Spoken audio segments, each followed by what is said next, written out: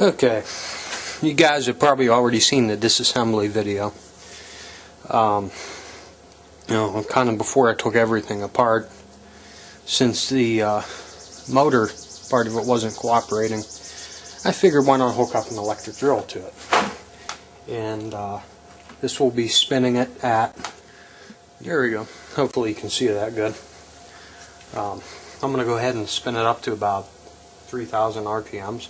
I think that's what this drill does in high gear, but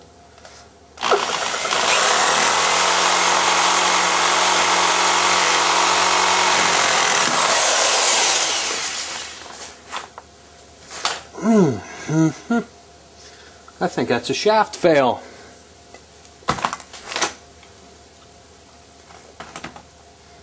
I really don't think that was meant to do that. Or meant to spin it.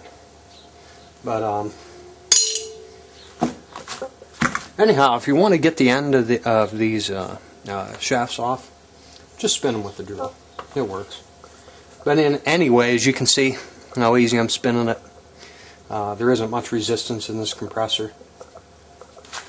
Even though it did blow out a little bit of air while I had it cranked up there before before it failed.